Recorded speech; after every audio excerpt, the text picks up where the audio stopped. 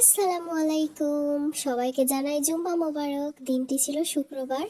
আর সকাল সকাল আমি ঘুম থেকে উঠে আমার মিনি কিচেনে চলে আসলাম। এইদিকে দেখি ভাই বাজার থেকে মাংস কিনে নিয়ে এসেছে।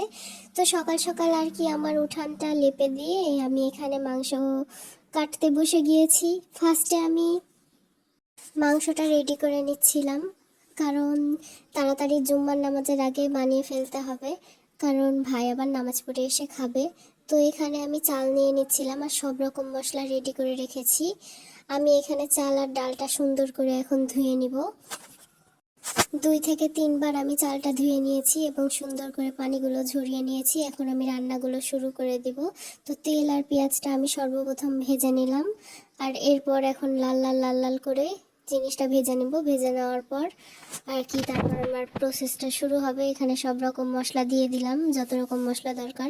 হলুদ গুঁড়ো, জিরে গুঁড়ো, তারপর মরিচের গুঁড়ো, তেজপাতা, এলাচ, দারুচিনি সবই আমি দিয়ে দিয়েছি। অ্যান্ড এইটা মশলাটা আমি ভালো মতো কষিয়ে নেব লাল লাল করে। অনেক বেশি বাতাস বইছিল, তারপর আমি অনেক কষ্ট করে রান্না করেছি। মশলা ভালো মতো কষিয়ে আমি মাংসটা দিয়ে দিলাম। মাংসটা দেওয়ার পর আমি সুন্দর মতো নেড়ে নিব, অনেকক্ষণ ধরে কষিয়ে নিব।